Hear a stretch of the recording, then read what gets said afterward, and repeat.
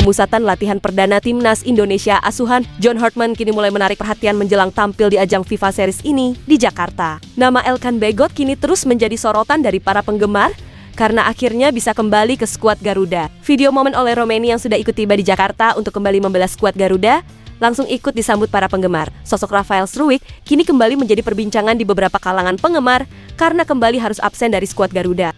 Jadi, Space Eleven kini akan coba mengulas informasi selengkapnya di atas sebagai berikut.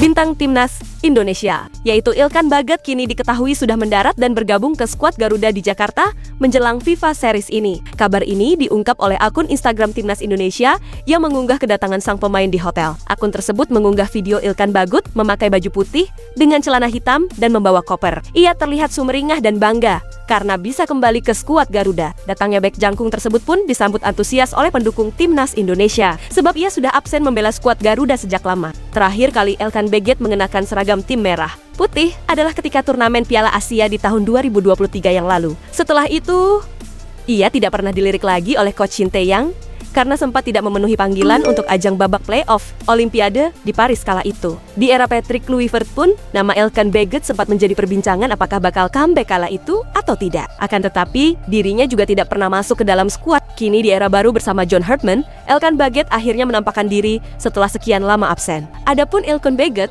menjadi salah satu pemain abroad yang tiba lebih awal di Jakarta, sebab Ipswich Town sudah menjalankan pertandingan melawan Millwall pada Sabtu kemarin. Dalam pertandingan tersebut, Elkan Bagot sejatinya masuk ke dalam daftar susunan pemain. Akan tetapi, ia hanya duduk di bangku cadangan.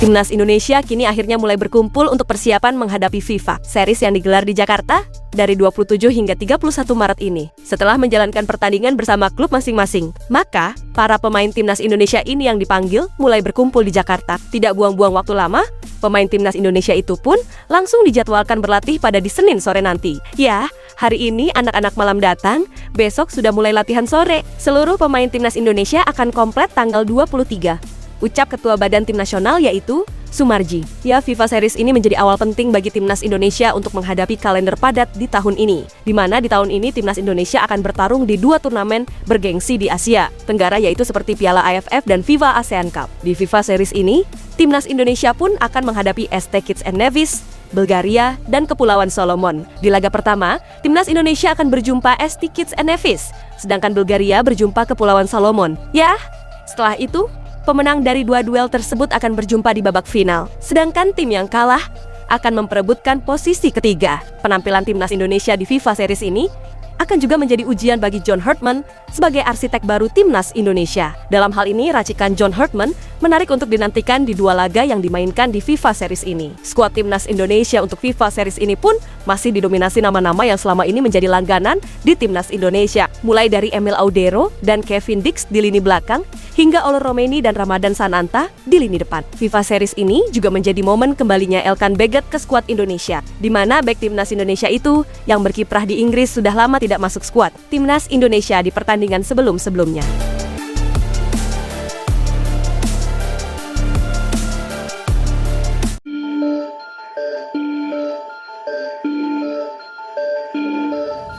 Bintang Timnas Indonesia, yaitu Calvin Verdong, kini kembali mendapatkan pujian di saat membela Los Chilel. Ya, diketahui Lille melawan Olympique Marseille di laga lanjutan di Liga. Pada pertandingan itu, Lille sukses meraih kemenangan dengan skor 2-1. Permainan Calvin Verdong yang tampil sejak menit pertama pun juga mendapatkan sorotan positif. Hal ini tentu menjadi modal penting menjelang sang pemain bergabung ke Timnas Indonesia. Media asal Prancis, yaitu Le Petit Lilois, mengakui bahwa Verdong memiliki kualitas. Hal ini terbukti lewat aksinya yang tampil solid menjaga posisi kiri Lille di saat melawan Marseille. Tentunya, Ini menjadi modal penting bagi sang pemain untuk bisa terus mendapatkan kepercayaan dari sang pelatih. Dengan sikap serius dan tekun, pemain timnas Indonesia ini mengamankan sisi kiri pertahanan dengan disiplin. Meskipun kontribusinya di lini serang masih terbatas, tulis laporan Lepeti Lilois. Ya, satu momen yang apik tersaji di saat bek berusia 28 tahun tersebut terlibat duel dengan mantan pemain Manchester United tersebut. Pengambilan keputusan Verdong cukup baik dan membuat serangan tim tuan rumah gagal berkembang. Ia kemudian ditarik di menit ke-78 dan digantikan oleh Romain Praut. Sejauh ini, ia sudah mendapatkan tempat reguler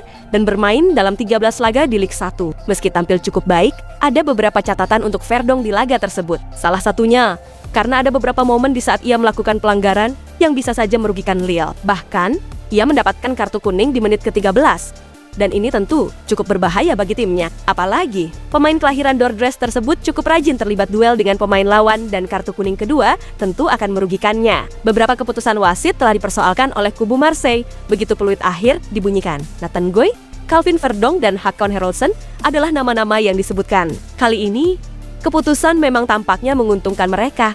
Tetapi terkadang penting untuk bisa mengendalikan emosi. Tentu saja, kali ini tidak ada konsekuensi apapun. Namun, lebih baik mencegah daripada mengobati. Tutup media Prancis tersebut.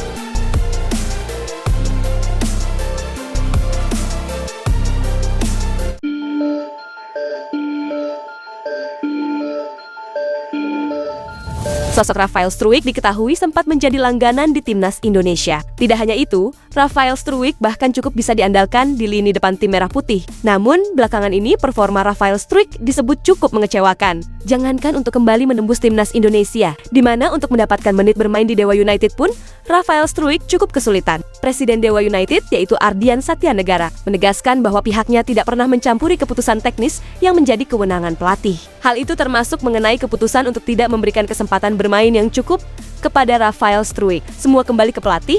Kami tidak pernah intervensi, jadi biar pelatih yang menilai, kata Ardian belum lama ini. Ya, Rafael Struijk diketahui baru bermain sebanyak 15 kali bersama Dewa United di 2 kompetisi di musim ini. Di mana total menit bermain Rafael Struijk bersama Dewa United pun sejauh ini baru mencapai 369 menit. Pemain berusia 22 tahun itu pun baru mencetak 1 gol untuk Banten Warriors. Mewahnya skuad Dewa United membuat Rafael Struijk pun sulit untuk mendapatkan kesempatan bermain. Apalagi ketika ia diberi kesempatan bermain, sosok Rafael Struijk jarang tampil maksimal. Mungkin dengan penampilan seperti ini, pelatih bisa memberi dia kesempatan jam terbang lagi. Jelas Ardian Satyanegara, Rafael Struijk sejauh ini sudah memiliki 23 caps bersama timnas Indonesia, di mana ex-pemain adu Den Haag itu telah mencetak 1 gol untuk skuad Garuda. Namun, Rafael Struijk sudah sangat lama absen membela timnas Indonesia. Penampilan terkini Rafael Struijk bersama skuad Garuda terjadi pada 20 Maret tahun kemarin, atau lebih dari setahun yang lalu. Saat itu Rafael Struijk menjadi starter di saat timnas Indonesia menelan kekalahan 1-5 di kandang timnas Australia di laga lanjutan kualifikasi Piala Dunia Zona Asia. Itulah ulasan terkini hangat dan menarik yang dapat kami sajikan hari ini. Jangan lupa dukung terus tim Merah Putih di channel ini dan salam olahraga.